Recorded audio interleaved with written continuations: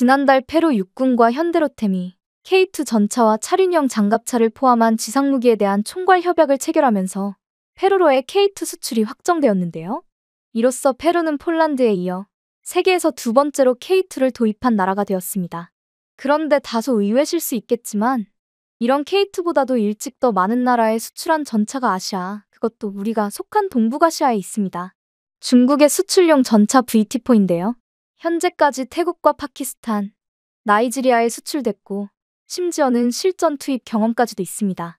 그런데도 왜 그런 전차에 대해 우리가 들어볼 기회가 없었는지 의아하실 겁니다. 그 이유는 다른 동세대 유명 전차들에 비해 굳이 언급할 필요도 안 느껴질 정도의 처참한 성능 때문인데요. VT4는 지난달에 있었던 주하이 에어쇼를 포함해 여러 공개된 자리에서 그 성능의 문제를 보여 이게 수출용 전차라고 내세울 만한 것인가 하는 의구심만 들게 했습니다. 중국이 야심차게 세계 시장을 향해 선보인 VT4가 어떤 망신을 당했는지 자세히 알아보죠. 대한민국 대표 전차 K2가 처음 해외에 수출된 건 2022년 폴란드가 대량 구매 계약을 체결하면서인데요.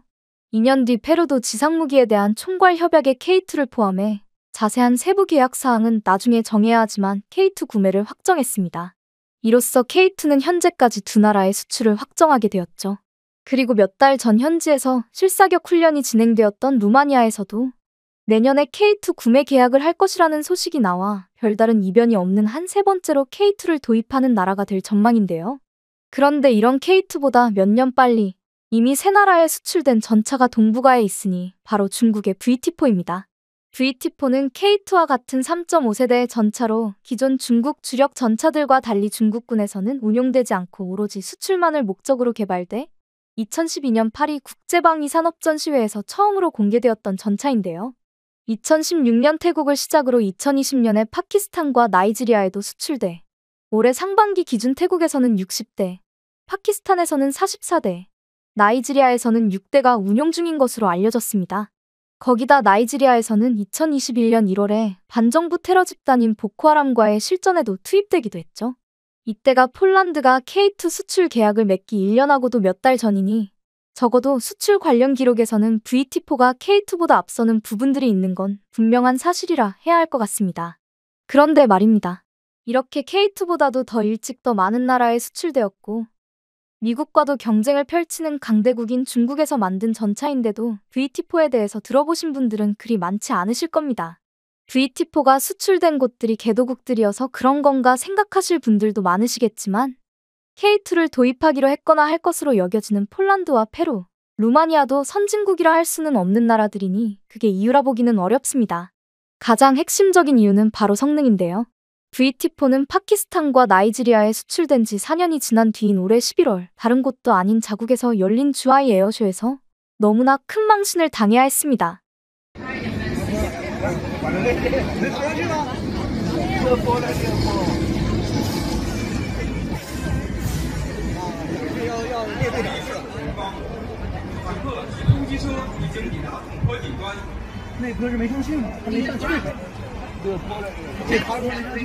영상에서 나온 것처럼 VT4는 기동 사격을 한 것도 아니고 단순 주행을 했을 뿐인데도 난데없이 멈춰서고 말았는데요.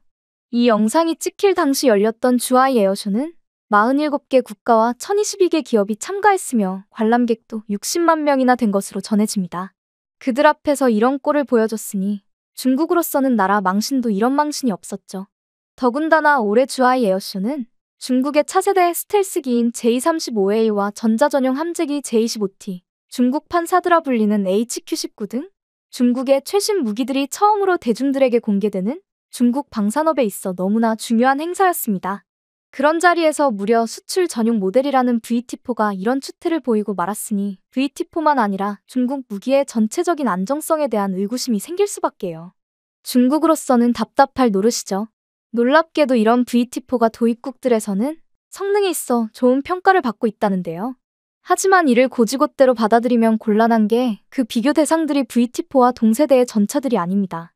이 나라들에서 VT4의 비교 대상이 되고 있는 전차들은 중국에서 VT4보다 이전에 개발된 99A식 전차와 러시아의 구식 전차인 T-90SA입니다. 둘 다 이름에서 짐작할 수 있듯 각각 99년, 90년에 공개된 전차들이죠. 2010년대에 개발된 전차가 이들보다 앞선다는 건 칭찬받을 게 아니라 상식적으로 당연히 그래야 하는 거니 VT4의 성능이 좋다고 할 근거라 보기는 어렵습니다. 그래도 기존 중국 전차들과 비교하면 VT4는 중국 입장에서는 나름 선녀로 보일 수도 있는데요. VT4보다 훨씬 이전에 개발된 96식 전차는 이보다 훨씬 더 한방신들을 여러 차례 겪었으니까요. 일례로 2016년에 러시아에서 개최된 탱크 바이애슬론 대회에 출전했던 96식의 개량형인 96B는 주행 중 궤도를 굴러가게 하는 보기륜이 빠져버리는 일을 겪었죠. 실전이 아닌 친선 대회였기에 망정이지 전장이었으면 목숨이 달아났을 상황입니다. 2년 후인 2018년에 열렸던 대회에서도 96B는 다른 참가국들의 전차들과 함께 멀쩡히 달리는가 싶다가 갑자기 혼자 멈춰버리고 말았는데요. 대회에 참가했던 중국군 간부들도 이런 일이 벌어질 거라고는 생각도 못했는지 당황스러워하는 모습이 화면에 포착되었습니다. 그로부터 2년 뒤인 2020년 대회에서도 양압장치가 고장났는지 96B의 탄 승무원 중 하나가 갑자기 혼절하는 등 96식 계열 전차는 세계 무대에 나올 때마다 문제가 터졌죠. 워낙 문제가 자꾸 터지다 보니 전차 자체의 문제가 아닌 것까지도 전차에 이상이 생겨서 일어난 걸로 오해받은 사례도 있을 정도인데요. 2017년 대회에서 96B 승무원들이 밖에서 탄약을 갖고 오려고 잠깐 내리려는 사이 조종사가 실수로 후진한 장면이 전차가 고장 나 탈출한 걸로 잘못 알려지기도 했습니다. 조종사 혼자 잘못한 것조차 전차에 문제가 생겨서인 걸로 오해될 정도로 중국 전차에 대한 신뢰도가 바닥을 기는 걸 보여줬다 할 수 있죠. 그래서인지 VT4도 각국에 수출될 당시의 내막을 자세히 알아보면 정말로 성능을 인정받아서 수출되었다고 보기는 어렵습니다. 맨 먼저 수출된 태국의 사례만 봐도 그런데요. 2016년 태국은 VT4와 우리의 K1A1 사이에서 고민하다 VT4를 150대 도입하기로 계약했는데 당시 태국 왕립군 총사령관이었던 찰럼차이 시티사르는 예산에 한계가 있어서 어쩔 수 없이 VT4를 선택했다고 밝혔습니다. 실제로 VT4의 공식 수출 가격은 대당 490만 달러로 미국이나 유럽의 동세대 전차들과 비교해 10분의 1 정도밖에 안 될 정도로 싸죠. 만일 2016년이 아니라 그때보다 태국이 경제적으로 훨씬 성장한 지금 전차를 사려고 한다면 결과가 바뀔 가능성이 얼마든지 있다는 건데요. 2020년에 VT4를 도입했던 파키스탄도 나라 경제가 워낙 엉망이었기에 다른 전차를 살 수 있는 여유가 없어서 선택했던 거라고 할 수 있습니다. 같은 해 VT4를 도입한 나이지리아 역시 그들 입장에서는 다른 주요국 전차들이 비싼 데다 당장 보코하람 소탕을 위해 투입해야 할 전력이 급했기에 선택의 여지가 없었다 봐야 하는데요. 이들 나라에 수출된 이후 4년이 지나도록 다른 나라들에는 아직 수출되지 않은 것만 해도 VT4가 국제적으로 인정받고 있다고 보기는 어렵습니다. 우리로서는 의외일 수 있지만 실리적 정치적 이유로 생각보다 많은 나라가 중국과 우호 관계를 유지하고 있고 기존 주요 국가 전차들을 대거 구입할 만한 경제적 여유가 없는 나라들이 한둘이 아닌데도 그런 걸 보면 말이죠. 당장 페루가 서두에서 말씀드렸듯 새 전차로 우리의 K2를 도입하기로 한 것만 봐도 알 수 있는데요. 페루는 중국으로부터 13억 달러를 투자받아 남미 최초의 스마트 항구이자 초대형 항구인 창카이항을 건설해 지난달 개항하는 등 경제적으로 중국과 협력 관계에 있는 나라입니다. 단순히 창카이항의 건설비만 투자한 게 아니라 중국의 항만 운영사인 코스코시핑이 시설 지분 60%를 소유하고 운영도 담당하는 것에서 페루에 대한 중국의 영향력이 꽤 크다는 걸 알 수 있죠.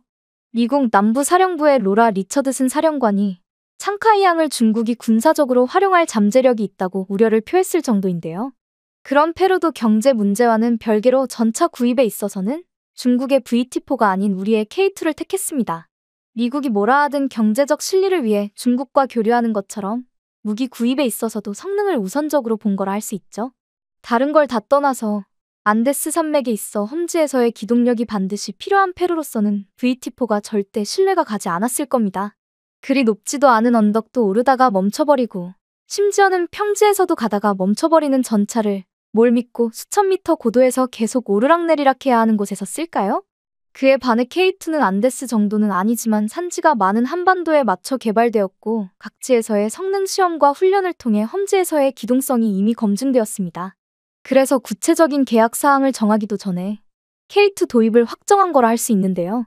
남미는 대부분의 나라들이 경제적으로 안정적이지 못한 데다 오랜 세월 동안 직간접적으로 내정 간섭을 해온 미국에 대한 반감이 심해 가격이 싼 중국 무기들이 진출하기에는 아주 적합한 환경이라 할 수 있습니다. 그런데도 중국의 VT4가 수출되기도 전에 우리 K 수출이 먼저 확정된 것에서 중국 무기의 성능에 대해서는 이곳에서조차 의구심이 크다는 걸 느낄 수 있는데요. 중국의 VT4가 세계 시장 진출에 있어서는 K2보다 선배인 건 부정할 수 없는 사실입니다. 그러나 먼저 진출했다고 해서 그것이 세계 시장에서의 성공을 보장한다고 할 수 없고, 지난 2년 동안의 성적만 보면 후발주자인 K2가 오히려 앞서고 있다 할 수 있는데요. 아무것도 없는 평지에서도 가다가 멈춰버리는 차체처럼 먼저 세계 시장의 문을 두드리고도 몇 년째 앞으로 더 나아가지 못하고 있는 중국 전차와 달리 대한민국의 K2는 지금도 세계로 더욱 뻗어나가고 있습니다. 폴란드에 이어 페루와 루마니아를 시작으로 앞으로도 K2가 더 많은 나라의 선택을 받는 세계의 명품 전차로 거듭날 수 있기를 바라며 영상 마칩니다. 시청해주셔서 감사합니다.